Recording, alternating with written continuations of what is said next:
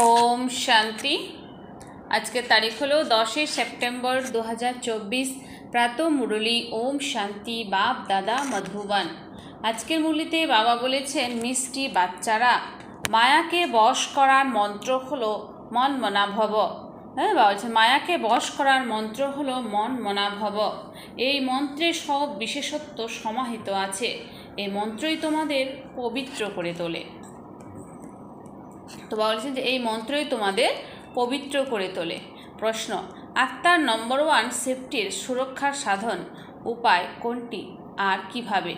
উত্তর, স্মরণের যাত্রাই হলো সেফটির নম্বর 1 পদ্ধতি। হ্যাঁ, বাবা বলেছেন যে স্মরণের যাত্রাই হলো সেফটির নম্বর 1 পদ্ধতি, কারণ এই স্মরণের দ্বারাই তোমাদের ক্যারেক্টার শুদ্ধ হতে থাকে। বলছে যে এই স্মরণের দ্বারাই তোমাদের ক্যারেক্টার শুদ্ধ হতে থাকে, তোমরা মায়ার উপরে বিজয় প্রাপ্ত করো। স্মরণের দ্বারা পতিত কর্মেন্দ্র শান্ত হয়ে যায়।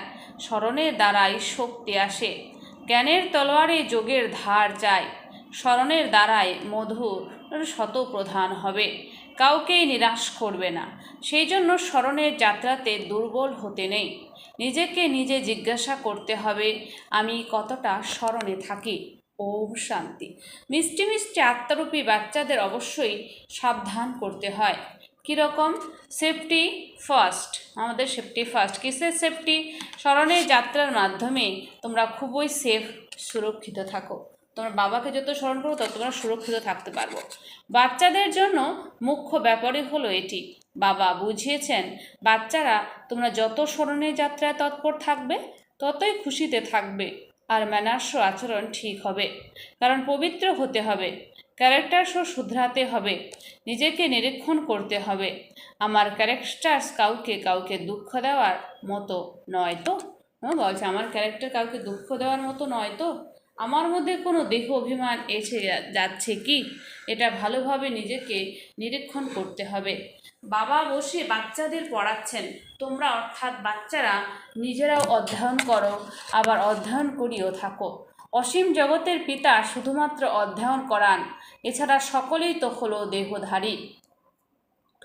এর মধ্যে সমগ্র দুনিয়া এসে যায়, একমাত্র বাবা হলেন বিদেহী। তিনি তোমাদের অর্থাৎ বাচ্চাদের বলেন যে তোমাদেরও বিদেহী হতে হবে। আমি এসেছি তোমাদের বিদেহী করে তুলতে। পবিত্র হয়েই সেখানে যাবে। ছিছি কিছু তো সাথে নিয়ে যাবে না। সেই জন্য সর্বপ্রথম মন্ত্র এটা দেওয়া হয়। মায়াকে বশীভূত করার মন্ত্র এটাই পবিত্র হওয়ার মন্ত্র। এই মন্ত্র অনেক বৈশিষ্ট্যপূর্ণ। এর দ্বারাই পবিত্র হতে হবে। মানুষ থেকে দেবতা হতে হবে। অবশ্যই আমরা দেবতা ছিলাম। সেই জন্য বাবা বলেন, নিজের সেফটি যদি চাও, শক্তিশালী মহাবীর হতে চাও, তো এই পুরুষার্থ করো। বাবা তো শিক্ষা দিতে থাকেন, এমনকি বারবার বলতেও থাকেন, এই হলো ড্রামা। ড্রামা অনুযায়ী একদম ঠিকঠাকই চলছে। তবুও বাচ্চাদের উন্নতির জন্য বোঝাতে থাকেন, স্মরণের যাত্রাতে দুর্বল হতে নেই। বন্ধনের জালে আবদ্ধ গোপিকারা যারা বাইরে থাকে তারা যত স্মরণ করে, সামনে থাকে তারা তত স্মরণ করে না। যারা খুব বন্ধনে আছে তারাই বাবাকে স্মরণ করে, যারা অত বন্ধন নেই, সামনে থাকে, তারা কিন্তু করে না। কারণ তারা যে শিব বাবার সাথে মিলিত হওয়ার জন্য ব্যাকুল। যারা মিলিত হয় তাদের যেন পেট ভরে যায়। তো যারা বাবার সাথে মিলিত হয়েছে তাদের জন্য বাবার পেট ভরে যায়। যে অনেক স্মরণ করে সে উচ্চ পদ প্রাপ্ত করে। দেখা যায় ভালো ভালো বড় বড় সেন্টার পরিচালনা করার মুখ্য যারা, তারাও স্মরণের যাত্রায় দুর্বল।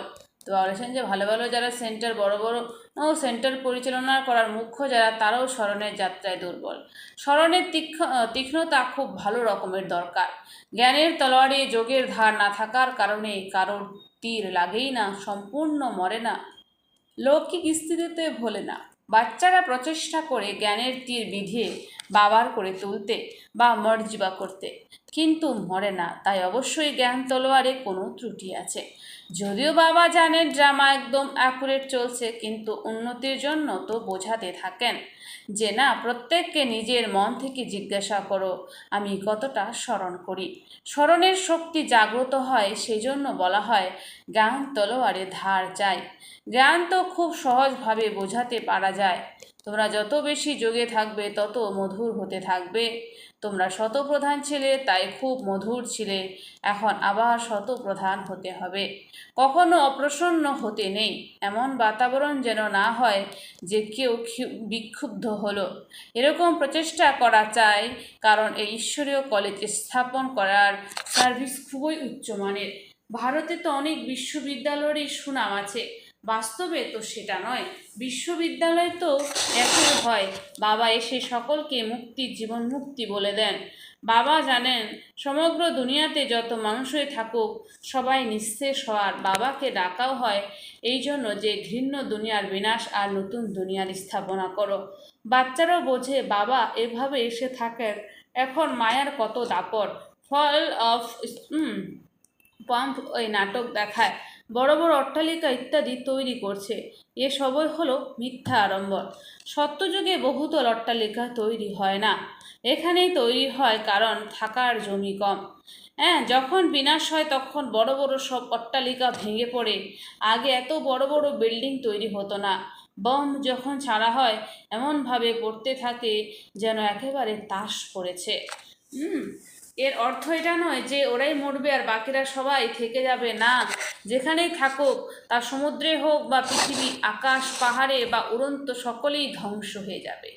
হ্যাঁ, এটা পুরনো দুনিয়া আছে না, যেসব 84 জনি আছে, সমগ্র প্রাণীকুল এই সব ধ্বংস হয়ে যাবে। সেখানে নতুন দুনিয়াতে সব কিছুই থাকবে না, না এত মানুষ থাকবে, না মশা, না কোনো জীবজন্তু ইত্যাদি থাকবে। এখানে তো অনেক আছে, বাচ্চারা এখন তোমরাও দেবতা হচ্ছ বলে ওখানে প্রতিটা জিনিস শতপ্রধান হয়। এখানেও বড় কোনো মানুষের বাড়ি গেলে তো ভালো রকমের পরিষ্কার পরিচ্ছন্ন থাকে। তোমরা তো সবচেয়ে বেশি বড় দেবতা হচ্ছ। বলছে তোমরা তো সব থেকে বেশি বড় দেবতা হচ্ছ, বড় মানুষও বলবে না, তোমরা অনেক উচ্চ দেবতা হচ্ছ। এটা কোনো নতুন কথা নয়। 5000 বছর পূর্বেও তোমরা এরকম হয়েছিলে। নম্বর অনুযায়ী এই এত আবর্জনা ইত্যাদি কিছুই থাকবে না ওখানে। বাচ্চাদের অনেক খুশি থাকে, আমরা অনেক উঁচু দেবতা হচ্ছি।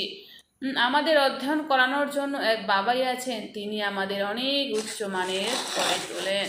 পড়াশোনাতে প্রায় নম্বর অনুযায়ী পজিশন প্রাপ্ত হয়, কেউ কম পড়ে, কেউ বেশি পড়ে। বাচ্চারা এখন পুরুষার্থ করছে, বড় বড় সেন্টার খুলছে যেন বড় বড় ব্যক্তিরা জানতে পারে। ভারতের প্রাচীন রাজযোগ বিখ্যাত, বিশেষভাবে বিদেশিদেরও বেশি রকম উৎসাহ জাগে রাজযোগ শেখার। ভারতবাসী তো তমপ্রধান বুদ্ধি সম্পন্ন, বিদেশিরাও তম বুদ্ধি সম্পন্ন, তাই তাদের শখ থাকে ভারতের প্রাচীন রাজযোগ শেখা। ভারতের প্রাচীন রাজযোগ নামি দামি, যার দ্বারা ভারত স্বর্গে পরিণত হয়েছিল। খুব কমই আসে যারা সম্পূর্ণভাবে বোঝে স্বর্গ, হ্যাভেন পাস হয়ে গেছে, তাই অবশ্যই আবার হবে। হেভেন বা প্যারাডাইস হলো সবচেয়ে ওয়ান্ডার অব ওয়ার্ল্ড, অর্থাৎ বিশ্বের বিস্ময়।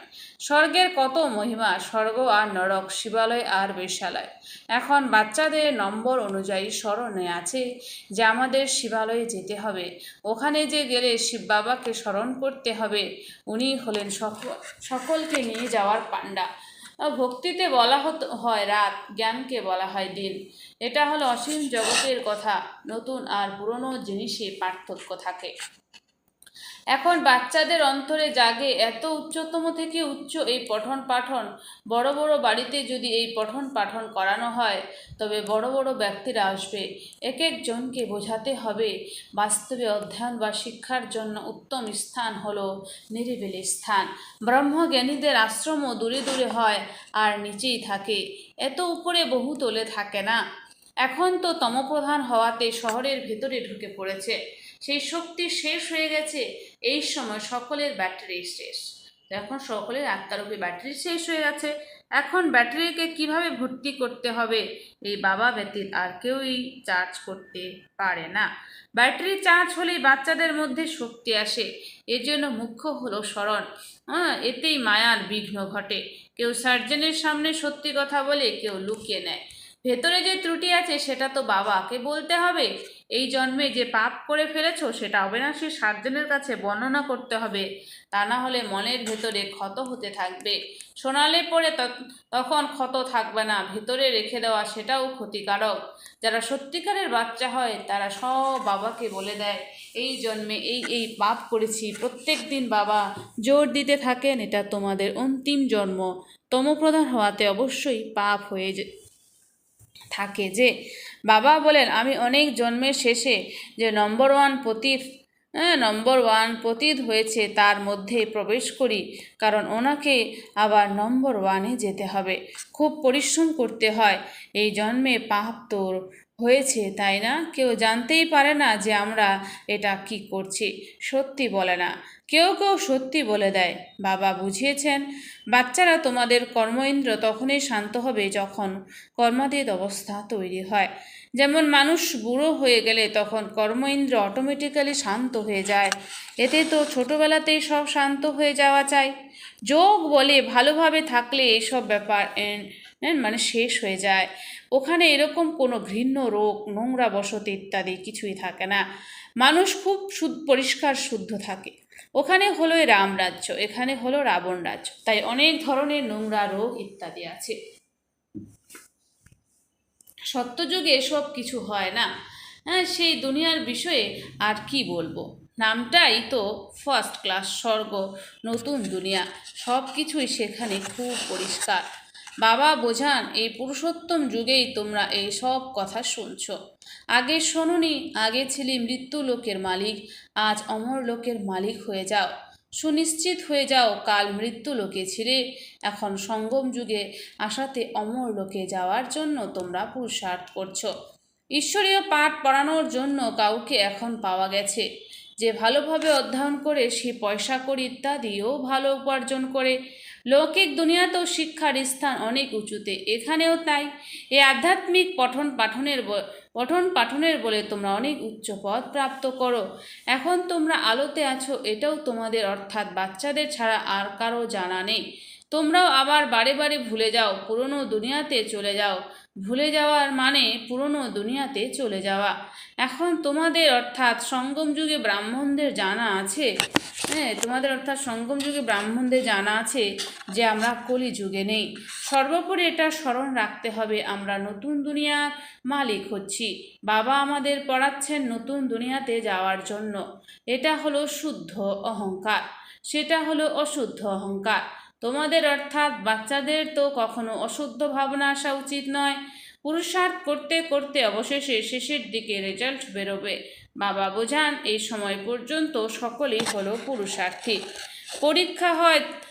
পরীক্ষা যখন হয় তখন নম্বর অনুযায়ী পাস করে তারপর ট্রান্সফার করা হয়। তোমাদের হলো অসীম জগতের অধ্যয়ন, যা শুধুমাত্র তোমরাই জানো। তোমরা অন্যদের কত বোঝাও, নতুন নতুন আসতে থাকে। অসীম জগতের পিতার থেকে উত্তরাধিকার পাওয়ার জন্য যদিও দূরে থাকে, আবার শুনতে শুনতে সুনিশ্চিত বুদ্ধি সম্পন্ন হয়ে যায়। এরকম বাবার কাছে যাওয়া উচিত, যে বাবা বাচ্চাদের এমন পড়াশোনা করাচ্ছেন, তেমন বাবার সাথে তো অবশ্যই মিলিত হতে হবে।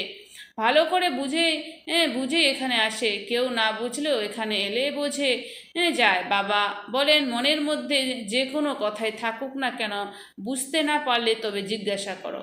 বাবা তো চুম্বক, যার ভাগ্যে আছে সে ভালোভাবে ধরতে পারে, ভাগ্যে না থাকলে সব বের হয়ে গেল। শুনে না শোনার মতো করে দেয়, তারা শুনেও না শোনার মতো করে দেয়। এখানে কে বসে পড়ান? ভগবান, ওনার নাম হলো শিব। শিব বাবাই আমাদের স্বর্গের বাদশাহী দেন। তবে কোন পড়াশোনা ভালো? তোমরা বলবে আমাদের শিব বাবা পড়ান, যার দ্বারা 21 জন্মের বাদশাহী প্রাপ্ত হয়। এভাবে বাবা বলছেন যে এভাবে বুঝিয়ে তাদেরকে তোমাদের বাবার কাছে নিয়ে যেতে হবে। কেউ তো সম্পূর্ণ বুঝতে না পারার কারণে এত সার্ভিস করতে পারে না। বন্ধনের শিকলে আষ্টে পৃষ্ঠে জড়িয়ে থাকে। শুরুতে তো তোমরা কিভাবেই না নিজেকে শৃঙ্খল মুক্ত করে এসেছো। নেশাগ্রস্তের মতো এও ড্রামাতে পার্ট ছিল, যার জন্য এইসব প্রচেষ্টা হয়েছিল। ড্রামাতে ভাট্টি মানে যোগ ভাট্টি রচিত হয়েছিল। জীবিত থেকেও মৃত হয়েছিল অনেকে, আবার মায়ার দিকে কেউ কেউ চলে গেছে। যুদ্ধ তো হয়, তাই না? মায়া দেখে তো খুব সাহস দেখিয়েছে, এখন আমি বাজিয়ে দেখবো সুপরিপক্ক কিনা। হ্যাঁ, বাচ্চাদের কত যত্নে লালন পালন করা হতো, সব কিছু শেখানো হতো। বাচ্চারা তোমরা অ্যালবাম ইত্যাদি দেখো, কিন্তু শুধুমাত্র চিত্র দেখলে বুঝতে পারবে না। কে বসে বোঝাবে যে কি কি হতো? তোমরা তো জানো তোমরা কিভাবে ভাট্টিতে পড়েছো, আবার একজনকে কিভাবে কিভাবে বেরোলো। যেমন টাকা ছাপলে কিছু কিছু খারাপও বের হয়, এও ঈশ্বরীয় মিশনারি। ঈশ্বর বসে ধর্মের স্থাপনা করেন, এ কথা কারও জানা নেই। বাবাকে ডাকে, কিন্তু গরম চাতটে জলের ছিটা দিলে যেমন বাষ্প হয়ে উড়ে যায়, তেমনি এখানেও মাথার উপর দিয়ে উড়ে যায়। বোঝে না, বলে এটা কিভাবে হতে পারে। মায়া রাবণ একদম বাবা যে এরকম করে দেয়। শিব বাবার পূজাও করে, আবার বলে দেয় সর্বব্যাপী। তারা শিব বাবার পুজো করে আর বলে সর্বব্যাপী। শিব বাবা বলেন, তবে আবার সর্বব্যাপী কিভাবে হবে?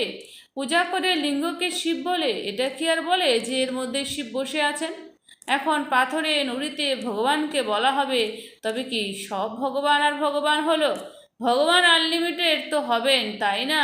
তাই বাবা বাচ্চাদের বোঝান, পূর্বকল্পেও এরকম বুঝিয়েছিলেন। আচ্ছা, মিষ্টি মিষ্টি হারানিধি বাচ্চাদের প্রতি মাতা পিতা বাপ দাদার স্মরণে স্নেহ সুমন আর সুপ্রভাত। আত্মাদের পিতা তার আত্মারূপী বাচ্চাদের জানাচ্ছে নমস্কার। আমরা সমস্ত আত্মারূপী বাচ্চারা জানাই মাতা পিতা বাপ দাদাকে স্নেহ সুমন আর নমস্কার। ধারণার জন্য মুখ্য সার 1 নাম্বার, এরকম মধুর বাতাবরণ তৈরি করতে হবে যেন কেউ ক্ষুব্ধ না হয়। বা হচ্ছে যে এরকম মধুর বাতাবরণ তৈরি করতে হবে যেন কেউ ক্ষুব্ধ না হয়। বাবার সমান বিদেহী হওয়ার পুরুষার্থ করতে হবে। বাবার সমান বিদেহী হওয়ার পুরুষার্থ করতে হবে। স্মরণের বলের দ্বারা নিজের স্বভাব মধুর আর শান্ত করতে হবে। স্মরণের বলের দ্বারা নিজের স্বভাব মধুর আর শান্ত করতে হবে। সর্বদা এরকম নেশায় থাকতে হবে যেন এখন আমরা সঙ্গমযোগী কলিযুগী নয়। বাবা আমাদের নতুন বিশ্বের মালিক বানানোর জন্য পাঠ পড়াচ্ছেন। বাবা যদি সর্বদা এরকম নেশাতে থাকতে হবে যেন এখন আমরা সঙ্গম যুগী কলিযুগী নয়, বাবা আমাদের নতুন বিশ্বের মালিক বানানোর জন্য পাঠ পড়াচ্ছেন। অশুদ্ধ ভাবনা চিন্তা নির্মূল করতে হবে।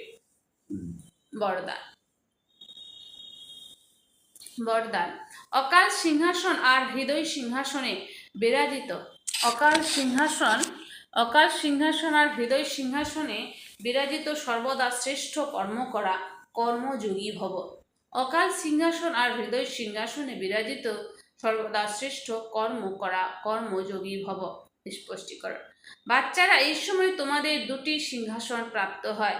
এক হলো অকাল সিংহাসন আর অন্যটি হলো হৃদয় সিংহাসন। কিন্তু সিংহাসনে সেই বসবে যার রাজ্য হবে। যখন অকাল সিংহাসন হয়েছে তবে সে স্বরাজ্য অধিকারী, আর বাবার হৃদয় সিংহাসন থাকলে তো বাবার উত্তরাধিকারের অধিকারীও হবে, যেখানে রাজ্য ভাগ্য সব এসে যাবে। কর্মযোগী অর্থাৎ 2 সিংহাসনে আসেন। এরকম সিংহাসন আসীন আত্মার প্রতিটি কর্মই শ্রেষ্ঠ হয়, কেননা সকল কর্মেন্দ্র ল এবং ওয়ার্ডারে থাকে। সকল কর্মেন্দ্র ল আর ওয়ার্ডারে থাকে। স্লোগান, যে সর্বদা সমানের সিটে সেট থাকে সেই গুণবান। আর তো বলছেন, যে সর্বদা সমানের সিটে সেট থাকে সেই গুণবান। আচ্ছা, ওম শান্তি। ধন্যবাদ বাবা আজকের এই সুন্দর